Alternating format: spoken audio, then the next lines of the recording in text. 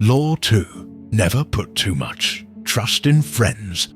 Learn how to use enemies' judgment. Be wary of friends, they will betray you more quickly, for they are easily aroused to envy. They also become spoiled and tyrannical.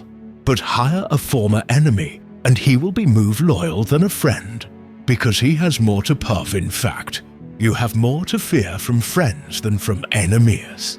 If you have no enemies, find a way to make them. Transgression of the law. In the mid-9th century a young man named Michael III assumed the throne of the Byzantine Empire. His mother, the Empress Theodora, had been banished to a nunnery, and her lover Theoctistus had been dead.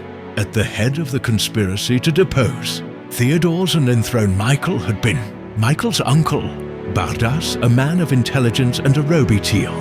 Michael was now a young, inexperienced ruler surrounded by intriguers, murderers and profligates. In this time of peril, he needed someone he could trust as his counselor, and his thoughts turned to Basilius, his best friend. Basilius had no experience whatsoever in government and politics. In fact, he was the head of the royal stables. But he had proven his love and gratitude time and again. They had met a few years before, when Michael had been visiting the stables just as a wild horse got loose. Basilius, a young groom from peasant Macedonian stock, had saved Michael's life. The groom's strength and courage had impressed Michael, who immediately raised Basilius from the obscurity of being a horse trainer to the position of head of the stables. He teased and favors, and they became inseparable. Basil loaded his friend with gifts and was sent to the finest school in Byzantium, and the crude peasant became a cultured and sophisticated courtier.